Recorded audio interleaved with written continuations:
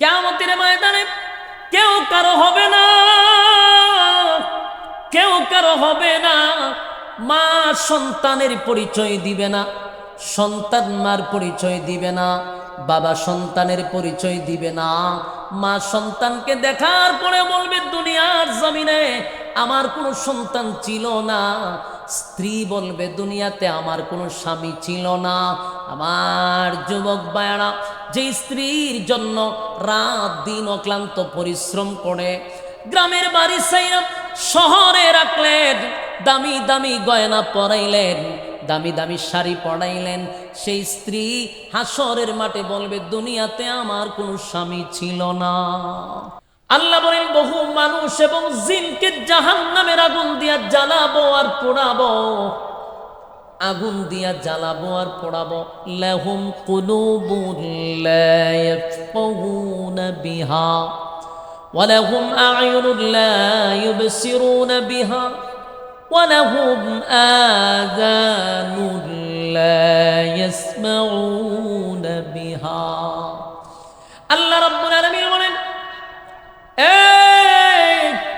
আমি তোদেরকে আগুন দিয়া জ্বালাবো আর পোড়াবো। তোদেরকে আমি চক্ষু দিলাম দেখার জন্য, কান দিলাম শোনার জন্য, অন্তরটা দিছিলাম বুঝার জন্য, কিন্তু আমি আল্লাহর গোলামি করলি না। তোদেরকে বানাইছি গোলামির লাগে, তাম পৃথিবীর সমস্ত মাখলুকাত বানাইছি বান্দা তোর গোলামির জন্য। সুবহানাল্লাহ।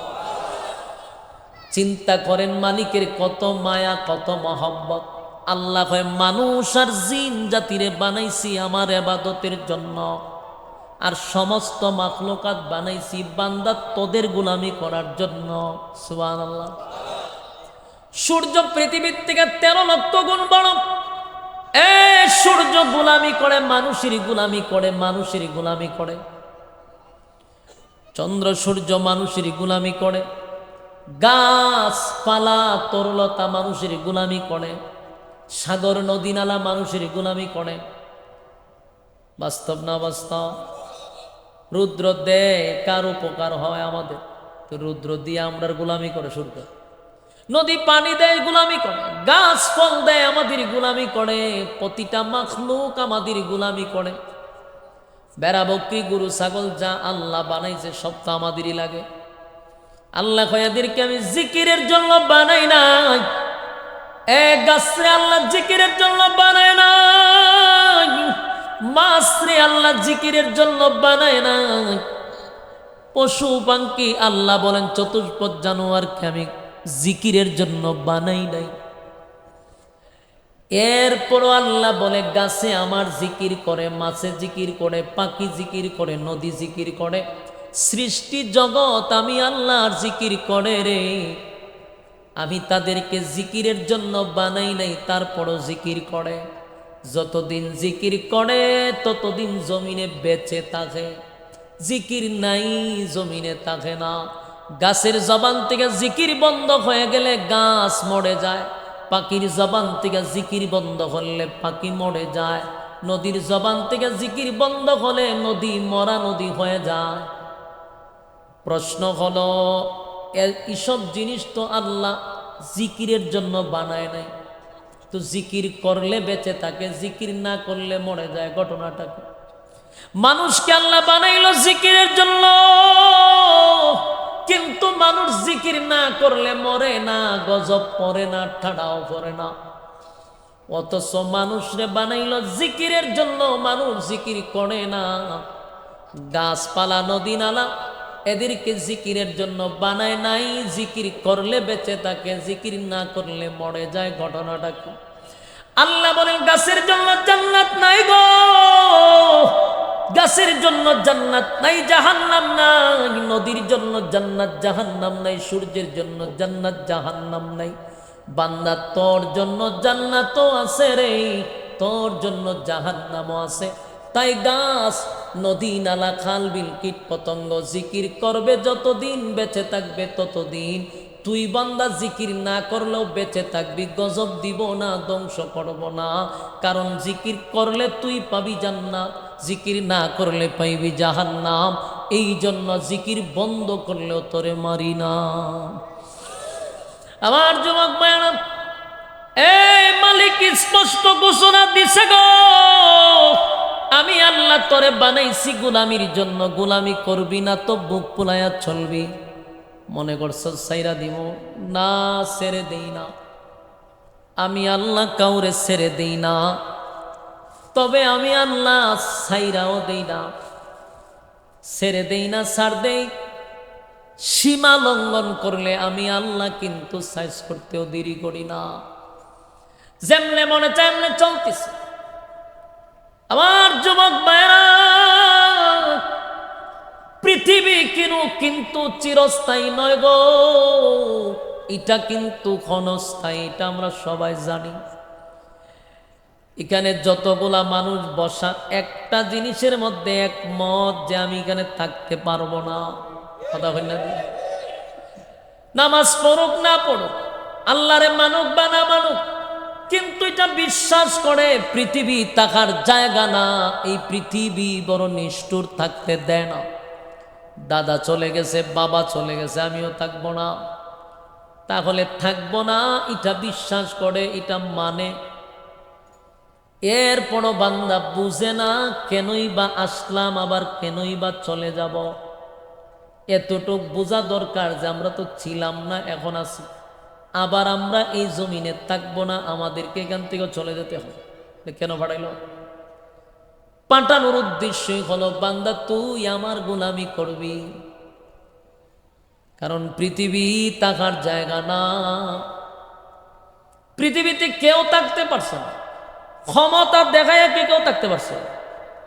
ফেরাউনের চেয়ে বড় ক্ষমতা তো কারো ছিল না, নমরুদের চেয়ে বড় ক্ষমতা ছিল না। নমরুদ আল্লাহ গোটা পৃথিবীর বাসা মানুষ, ক্ষমতা দেখায়ও থাকতে পারে না, ক্ষমতা শেষ, থাকতে পারে নাই। তাহলে আমরা যারা দুনিয়ার জমিনে এখন আছি, একবার চিন্তা করা দরকার, থাকবো না, চলে যাব রে, তাহলে মালিক কেন পাঠাইল?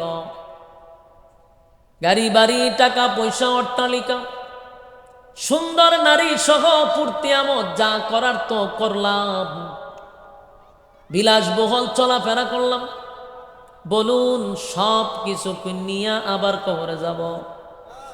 কথা হয় না?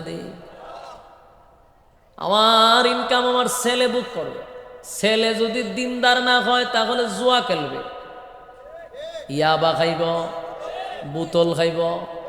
সারা জীবন আপনি জমায়া গেছেন, আর ছেলে বোতল খাইয়া উড়ায়, আর কবরে আপনার ইচ্ছা মতে সাইজ করব। এর থেকে বুকা কি আর আছে? একটা নেককার সন্তান জন্ম দেওয়া দরকার, সন্তানটাকে নেককার বানায় যেতে হবে। না হয় সন্তান যদি বোতল খায় তাহলে আপনার কাম শেষ, সন্তান যদি ট্যাবলেট খায় আপনার কাম শেষ। আর এখন তো যেই পরিমাণ ট্যাবলেটের সংখ্যা বাড়ছে, বোতলের সংখ্যা বাড়ছে, খুব ভয়াবহ পরিস্থিতি। এখন শিশুর গ্যাং বাড়িছে, ওই ছোট থাকতে এরা সন্ত্রাস বাহিনী তৈরি করে লাগে, বয়স 20 যাইবার আগে এখন এটারা কয় কিশোর গ্যাং। এটি আরো ডেঞ্জারাস, কিশোর গ্যাং তৈরি করে লেছে। অহনই কিশোর গ্যাংয়ের পিছনে মা বাপ দায়ী আছে, 100% দায়ী। ফুলা একটা 10টার সময় 11টার সময় আয়, কইতে গায়ে একবার জিগায় না, সারাদিন মোবাইলে কই তাকে কি করে কোনো খবর লয় না। আস্তে আস্তে এটা ওই জায়গায় কিশোর গ্যাং। এরপরে গড়ের যা আছেন সব শেষ, হ্যাঁ, এরপরে সম্পদ জাত হয়ে গেছে না, ট্যাবলেট খাইয়া শেষ করে নিয়েছে, অস্তিত্ব থাকতো না।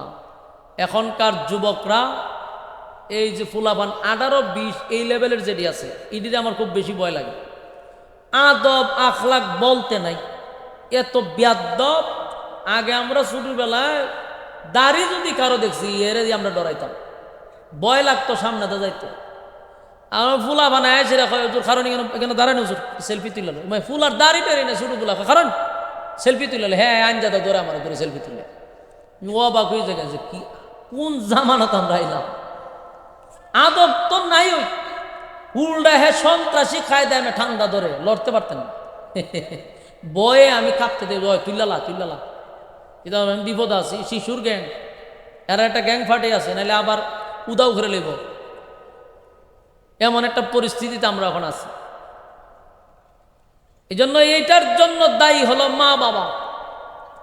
ছেলেরে উচ্চ শিক্ষিত করবো দিছে স্কুলে, বলায় ব্যাগ লইয়া জায়গা বাগানো, বাস্তব না বাস্তব, জায়গা ব্রিজের নিচে, হোমাইটি খবর টবর লয় না, কদিন পরে শেষ, ফুতের লেখাপড়া শেষ, ফুতে কিশোর গ্যাংয়ের সাথে জড়িত।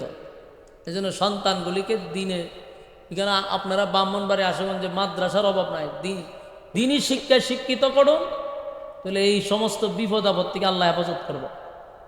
মাদ্রাসার কোনো ছাত্ররা নেশা করতে শুনছেন? এই পর্যন্ত পাইছেন নিরম নিউজ?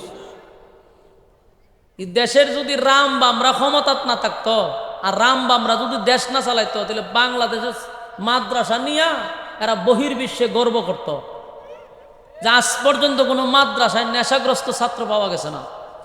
নেশা তো দূরের কথা, মেয়ে সিগারেট খাইছে এমন কোনো প্রমাণ আসেনি।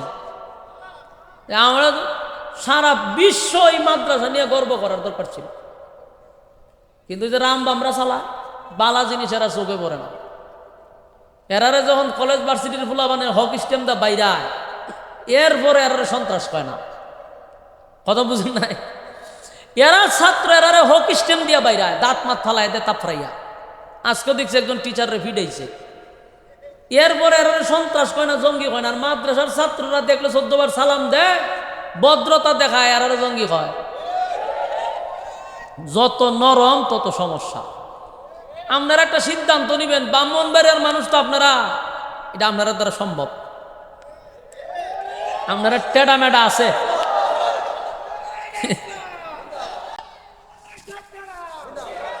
এই শুনেন, আপনারা দ্বারা সম্ভব করে হয়েছে। শুনেন, নতুন প্রজন্ম যারা আছেন এখন, বাংলাদেশ তো আবার নতুনভাবে স্বাধীন হয়েছে।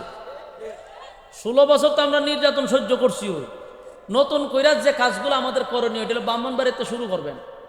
নেক্সট টাইমে যদি, ইদানিং দেখছি আবার জঙ্গির কিছু বক্তব্য দিতেছে, হ্যাঁ, ওই সাংবাদিক মাহমুদুর রহমান সাবনি, আমার দেশ পত্রিকা, উনি আবার এটার প্রতিবাদ করছে যে 16 বছর যারা জঙ্গি জঙ্গি কইয়া এই দেশ চালাইবার সুযোগ পাইছে, মানে জঙ্গির উপরে বর কইরা 16 বছর যারা দেশ চালাইছে, আপনারা যে আবার নতুন করে একই সুরে গান গাইতেছে, লক্ষণ কিতা? স্পষ্ট বক্তব্য, একবার স্পষ্ট। ব্রাহ্মণবাড়িয়ার মানুষ আপনাদেরকে বলতেছি, নেক্সট টাইমে যদি কোন মাদ্রাসার ছাত্র উস্তাদদেরকে কেউ জঙ্গি অথবা মৌলবাদী বলে, আপনারা তাদের সাবার দাঁত পালাইয়া দিবেন, সাবার দাঁত পালাইয়া দিবেন। যত বড় নেতা হোক, গাড়ে দইরে ইচ্ছা মতো আগে সাইজ করবেন, জয় বাংলা করে দিবেন, জয় বাংলা। এরার এত মানে পাওয়ার বাড়ছে। 16 বছর যারা জঙ্গি জঙ্গি হইয়া ক্ষমতা থাকবার লাগিয়া বহির্বিশ্বে বুঝাইছে আমরা জঙ্গি দমন করতেছি, তেহারা হতে থাক থাক তুই আরো, এই করতে করতে 16 বছর এই নাটক তো মানুষ বুঝে লাইছে। ওনা আবার অনেকে দেখতেছি জঙ্গির বক্তব্য দেয়, আলেমুল আমাদেরকে জঙ্গি বলার আবার সুযোগ শুরু করছে। আমরা বই রয়েছেন কিনা, ঠেডা মেডা লইয়া নেতাগুলির গার হাতার আগে কয়েকটা দিবেন, এই দিন শেষ। জঙ্গি বইলা বইলা আলেমরা রে প্রত্যেকটা 16 বছর তো এই বাংলাদেশে সবচেয়ে বেশি নির্যাতিত আলেম রয়েছে। আবারও আলেমদেরকে চুনকালি দিয়া তোমরা ক্ষমতায় থাকবা, এটা বাংলাদেশের মানুষ বাস্তবায়ন করতে দিবে না। এই সুযোগ শেষ। নেক্সট টাইমে কোনো আলেমকে যদি কেউ জঙ্গি বলে, সবার দাঁত পালা দিবেন, বাইরে সবার দাঁত পালাই দিবেন, কয়েকটারে বাইরে ফালাইবেন, এরপরে ঠিক হইবে। কি এর প্রশাসন করার টাইম আছে এখন? এরার সামনে দাঁড়ায় জঙ্গি কর কেন রে? বাংলাদেশের আলেম ছাড়া তোরা জঙ্গি আর কেউ হইতে পারত না? তোদের কলেজ ভার্সিটির থেকে পিস্তল পাওয়া যায়, তোদের কলেজ ভার্সিটির থেকে বড় বড় দাও পাওয়া যায়, এই লম্বা লম্বা, হেরারও জঙ্গি হয় না। মাদ্রাসার ছাত্রদের পকেটে তসবি আর মিসওয়াক পাওয়া যায়, এরা জঙ্গি কয়। এলে কইছি একেবারে গিরায় গাড়ায় ইচ্ছা মতো সাইজ করবেন।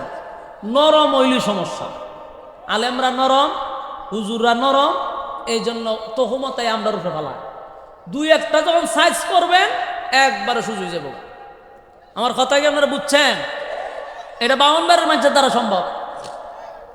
আপনার থেকে শিখে হইল ভিন্ন 64 জেলার মানুষের কথা বুঝতেছে। আপনারা মানুষের ডরা যে এটা 52 সম্ভব। 52 মানুষ যদি 7টা জায়গা, তো 64 জেলা জায়গাত খারি জায়গা। এই জন্য আপনারা এটার প্রতিবাদ করবেন। 52 হোক আর যে কোনো জায়গাতেই হোক, আলেমরা যদি জঙ্গি হয় সাইজ করে নেবেন জায়গা তা হয়তো জঙ্গি যখন কই সত্যি আমরা কিছু তোরা দেখাই দেখাই তোরা কিছু কোন নেতায় যদি এই ধরনের কথা বলে আবার ক্ষমতায় থাকতে চায় এই সুযোগ দেখাইতো না, এটার একটু বুঝাই দিতে হবে যে এই দিন শেষ, এই দিন বাগে খাই দিছে। বাস্তব না বাস্তব? বাগে খাইছে, বাগে খাইছে। বাংলাদেশের মানুষ এই নাটক মাটক এটা বুঝা লিছে, মাথায় ভাগরি বানলে যে জঙ্গি হইলি তাই তা দিন শেষ। ওমা ভাজা এলে আমলের বই লইয়া বেড়া মসজিদে যেতে দেখো জঙ্গির বই পাওয়া গেছে, বাস কথা টেবিল টুবিল এমনি তুই কথা সাংবাদিক না কয় এই যে জঙ্গির বই, জুতা দা বাইরে কপালের সারা মারা ভাড়াইলাম যেত, তাহলে সুযোগ এলো কতলা প্রশাসনের লোক আর কতলা খালা পোশাক লাগাইয়া কতলা হ্যান্ডেল ম্যান্ডেল লইয়া এরপরে একটা উজুর এখানে খাড়া করে কতলা বই সামনে তো তুই হয়ে যে জঙ্গি। এই নাটক আর কত বাংলাদেশের মানুষটা খাওয়াই ভাই, তার খায় না। নতুন নাটক শুরু করো। আমার যুবক ভাইয়েরা, আপনাদের হাতে পায়ে ধরে বলি সন্তানগুলাকে আপনারা এখন থেকেই খুব নজরে রাখা দরকার। আপনাদের ব্রাহ্মণবাড়িয়া দ্বীনি প্রতিষ্ঠান আছে, সেখানে শিক্ষায় শিক্ষিত করেন। আল্লাহর কসম ট্যাবলেট খেত না। আপনার সন্তান ইয়াবা খাবে না, শিশুর গ্যাং কিশোর গ্যাং তৈরি করবে না। বলুন তো দেখি কোন মাদ্রাসার হুজুররা ট্যাবলেট খাইছে, ফুর্তি গাইছে? হ্যাঁ খাইছে নি কেউ? ট্যাবলেটটা কি দাদা আজ পর্যন্ত আমি দেখলাম না, এটা দেখার দরকার আছে। আমরা ওখানে দেখলাম ট্যাবলেট কয়টি কয়টি কি জাত আজ পর্যন্ত আমরা অনেক হুজুররা জানোই না। ট্যাবলেটটা কিরকম এরপর আমরা রূপে তহমত দেয়। যুবক ভাইয়েরা, এই জন্য আপনাদেরকে বলি, বিশেষ করে যাদের সন্তান আছে আপনাদের হাতে পায়ে ধরে বলি, সন্তান হলো আপনি আমার একটা সম্পদ। এই সন্তানের জন্য আপনি জাহান্নামে যাবেন, সন্তানের জন্য আপনি জান্নাতেও যাবেন। তাহলে আপনার সন্তানকে আপনার ঘরে তুলতে হবে। নামাজও যান তো বাচ্চাটারে লইয়া মসজিদও যান, এটারে ট্রেডিং দেন। হ্যাঁ আপনি ঘরে নামাজ পড়েন তো হেরে টান দেন না খারাপ করবেন, দেখবেন হেও আপনার সাথে ইতিতা করবে। মুখের ভাই চাইব দেখবো মুখ লড়াই, হেও মুখ লড়াইব। এগুলো ট্রেডিং দেন, বাচ্চাদেরকে ট্রেডিং দেওয়া দরকার। ফজরের সময় আপনি গেছেন মসজিদে, আপনার ছেলেটারে লইয়া মসজিদও যান, এগুলো ট্রেডিং দেন। আল্লাহর কসম, সন্তান যদি ভালো না হয় এর শিকা কষ্ট একজন পিতা মাতার আর হতে পারে না। বাস্তব না বাস্তব? শান্তির মা মরে যাবে যদি সন্তান খারাপ হয়, আর এর জন্য দায়ী হলো পিতা মাতা, দায়ী সন্তান না। যুবক ভাইয়েরা, যে কথা বলতেছি, আমার সম্পদ, আমার ধন সম্পদ পৃথিবীর জমিনে আমি রেখে যাব। যদি আমার সুসন্তান হয় আলহামদুলিল্লাহ, যদি সন্তান সুসন্তান না হয় এই সম্পদ অপকর্মের পিছনে ব্যয় করবে, আর এর দায়ভার আপনাকে নিয়ে হাসরের মাঠে দাঁড়াইতে হবে। আল্লাহ কয় কুল্লু নাফসিম বিমা কাসাবাত রাহিনা, প্রত্যেকটা মানুষ তার কৃতকর্মের জন্য আমি আল্লাহর সামনে দাঁড়াইয়া জবাব দিতে হবে। চুল পরিমাণ সামনে আগানোর কোনো সিস্টেম নাই। এই জন্য ব্রাহ্মণবাড়িয়ার মানুষ এই মাহফিল করানোর পিছনে একটাই তো উদ্দেশ্য, দিন শিখা, দিন বুঝা। আমরা কেন এখানে বসছি? একটা বিষয় বাড়িতে নিয়ে যাওয়া। আমি আপনাদেরকে শেষ প্রান্তে একটা কথাই বলবো, পৃথিবীটা থাকার জায়গা নয়। ভালো কিছু করে যাওয়ার দরকার, কিছু ভালো জিনিস রেখে যাওয়া দরকার। সারা জীবন যেন মানুষ বলে না অমুক ছিল, অমুক কাজ করে গেছে। আপনার জন্য যেন দোয়া করে সদকায়ে জারিয়া হিসাবে কিছু রেখে যাওয়া দরকার। এক সন্তানও হতে পারে, আপনার কবরে সওয়াব যাবে, সন্তানের জন্য আপনার কবরে সওয়াব যাবে। ভালো একটা প্রতিষ্ঠান, ভালো কিছু করে যান, সওয়াব কিয়ামত পর্যন্ত কবরে যাবে। আল্লাহ রাব্বুল আলামিন বলেন, এই পৃথিবী কারো জন্য থেমেও থাকে না। আল্লাহ বলেন, সময়ের কসম, সময়ের কসম করছে গো। তাফসীর কারকরা বলেন এটার কোন সময় কোন ব্যাখ্যা দিবেন, বলে এটা মানুষের হায়াতের সময়ের কসম করছে। যতটুকু পৃথিবীতে তুমি সময় পাইছো সেই সময়টার কসম করছো। ইন্নাল ইনসানা লাফি খুসর, আল্লাহ বলেন নিশ্চয়ই তোমরা ক্ষতিগ্রস্ত। যদি সময়ের মূল্যায়ন না করো, ক্ষতিগ্রস্ত ক্ষতিগ্রস্ত। মালিক সময়ের কসম করে বলছে আমরা ক্ষতিগ্রস্ত। সময়ের মূল্যায়ন যদি না করি, এখানে একটা মাহফিল হইতেছে, রাস্তাঘাটে দোকানপাটে আড্ডাও চলতেছে, গল্প গুজারি চলতেছে, অথচ একবারও ভাবল না আগামী বছর এই মাহফিলটা আসতে আসতে আমি যদি কবরে চলে যাই, আগামী বছর বাঁচবো, এটার কোনো গ্যারান্টি আছে? জীবনের শেষ মাহফিল হতে পারে রে, জীবনের শেষ মাহফিল হতে পারে। আমার জীবন আপনার জীবনের শেষ মাহফিল। আমি আপনাদেরকে একটা সত্য ঘটনা শোনাই, 2-4 দিন আগের ঘটনা। মানুষের মরণ কত কাছে। মৌলভীবাজার, জায়গার নাম হলো শাহবন্দর। আমি 5 বছর ধরে মাহফিলটা করি। 22 সপ্তাহে আমেরিকা, বেচারা থাকে বাড়িতে। মাহফিলটা করায় উনি নিজে, এরা বাইনতে মিল্লা সবাই মাহফিলটা করা। এই বছর আবার দাওয়াত দিছে আমরা কুয়াকাটা হুজুরে আমার মাধ্যমে। তো আমার এই 1 সপ্তাহ থেকে বলতেছে হুজুর প্যান্ডেল এত হাত করছি, এত লম্বা করছি। হ্যাঁ, বারবার ছবি টুবি ভাড়াইছে যে এই করতেছে হুজুর, ব্যানার টাঙ্গাইছি মৌলভীবাজার শহরে, অনেক কিছু বলতেছে। আমি তার কাছ থেকে খবর টবর নিতেছি, সবই তো ঠিক ছিল। কয়েকদিন আগে হঠাৎ করে উনি স্টক করে মারা গেছে। তো বয়স তো সবই রয়েছে, কথাবার্তা তো সবই রয়ে গেল। উনি কি জানে যে উনি চলে যাবে? সব কিছু নিজের হাতে কইরা গেছে, কিন্তু মাহফিলও নাই। এটাই বুঝাইতে চাই যে মানুষের মরণ এখন এখানে বসে রয়েছে, এটা শেষ বসা হতে পারে। আর এখন মানুষ বুড়া হইয়া মরে কম, এখন যুবকরা মরে বেশি, বৃদ্ধরা মরে কম। তাকায়া দেখবেন বৃদ্ধ মরার সংখ্যা খুব কম, যুবক মরার সংখ্যা বেশি। তার কারণ হলো বৃদ্ধরা গুনাহ করে কম, যুবকরা গুনাহ করে বেশি। গুনার কারণে মানুষের হায়াত কমে। বৃদ্ধ মানুষ যারা আছেন তাদের গুনাহ কম, মোবাইলের গুনাহ নাই, সময় অপচয়ের গুনাহ নাই। আমাদের গুনার পিএইচডি করা, আমরা গুনাহ করতে করতে পিএইচডি করে বলেছি। এই জন্য ভাইরা আমার, এই মাহফিলটা জীবনের শেষ মাহফিল হতে পারে। এই জন্য আপনাদেরকে আমি বারবার বলছি যে দেখেন, আড্ডা মারা প্রতিদিন করতে পারবেন, বাচ্চা থাকলে আড্ডা মারতে পারবেন, কিন্তু এই মাহফিলটা হয়তো আগামী বছর আমি আপনি পাইতেও পারি, নাও পাইতে পারি। এই জন্য আমাদের নেকির প্রতিযোগিতা করা দরকার, নেকির প্রতিযোগিতা করা দরকার। কারণ আল্লাহ কিন্তু ইমানের পরে নেক আমলের কথা বলছে, ইল্লাল্লাযীনা আমানু ওয়া আমিলুস সালিহাত। ঈমান আনার পরে মালিক কিন্তু নেক আমলের কথা বলছে। এখানে বলছেন প্রতিটা আয়াতের একটা একটা অক্ষর করে যদি আপনার আমলনামায় ঢুকে 10টা কইরা নেকি আল্লাহ পর্যন্ত ঢুকায়া দিছে। সুবহানাল্লাহ আছে, 10টা করে নেকি আপনার আমলনামায় ঢুকে গেছে। আর নবী বলেন নাযালাতা আলাইহিমুস সাকিনা, উপর থেকে সাকিনা রহমত নাজিল হবে। তাহলে নেকির প্রতিযোগিতায় যাওয়ার দরকার আছে না নাই? আমার যুবক ভাইরা, কিয়ামতের ময়দানে একটা নেকি তো আপনাকে কেউ দিবে না গো, একটা নেকি আপনার কেউ দিবে না। অথচ এখানে বলছেন প্রতিটা অক্ষরে 10টা করে নেকি আপনার আমলনামায় ঢুকছে। যতগুলো আয়াত করছি সবগুলা আয়াতের অক্ষরে অক্ষরে 10টা করে নেকি। কিন্তু আপনার কাছে এই নেকিগুলা মূল্যহীন মনে করছেন, এখানে আর এখন বৈশাখী সওয়াবটাই হয়ে যাবে। কিন্তু আপনার বিবেকের কাছে প্রশ্ন, আমার জবাব দেন, হাসরের মাঠে কি আপনারা কেউ একটা নেকি দিব একটা নেকি?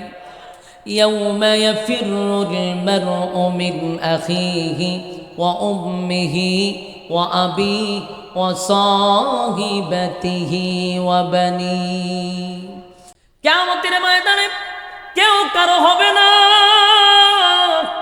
কেউ কারো হবে না। মা সন্তানের পরিচয় দিবে না, সন্তান মার পরিচয় দিবে না, বাবা সন্তানের পরিচয় দিবে না, মা সন্তানকে দেখার পরে বলবে দুনিয়ার জমিনে আমার কোনো সন্তান ছিল না, স্ত্রী বলবে দুনিয়াতে আমার কোনো স্বামী ছিল না। আমার যুবক ভাইয়েরা, যে স্ত্রীর জন্য রাত দিন অক্লান্ত পরিশ্রম করে গ্রামের বাড়ি ছাইরা শহরে রাখলেন, দামি দামি গয়না পরাইলেন, দামি দামি শাড়ি পরাইলেন, সেই স্ত্রী হাসরের মাঠে বলবে দুনিয়াতে আমার কোনো স্বামী ছিল না। ভালো করে স্বামীরে চিনবে, ভালো করে চিনবে এটা আমার স্বামী। পরিচয় দিবে না কেন জানেননি? যদি পরিচয় দেই গো, একটা নেকি যদি আমার স্বামী আমার কাছে আবদার করে, কোথা থেকে নেকি দিব? একটা নেকির জন্য মা তার সন্তানকে অস্বীকার করে দিল, বাবা সন্তানকে অস্বীকার করে দিল। তাই আপনাদের কাছে বলবো যুবক ভাইয়েরা, এই একটা নেকি আপনারা কেউ দিবে না। এই মজলিসে বসলেন, কত নেকি আমল নামায় আল্লাহ ঢুকায়া দিস। কারণ আমাদের তো দিন শেষে একটা হিসাব আছে রে, হিসাব তো ঠিকই মালিকের সামনে দাঁড়ায়া দিতে হবে। আরেকটা কথাও বলে দেই, আলেম ওলামারা আছে, জিজ্ঞাসা করবেন হাসরের মাঠে যদি মালিক কাউরে একবার হিসাব জিগায়, যদি কারো কাছ থেকে মালিক হিসাব চায়, আল্লাহর কসম হিসাব দেওয়ার যোগ্যতা পৃথিবীর কারো নাই। কথা মনে বুঝেন না আপনারা?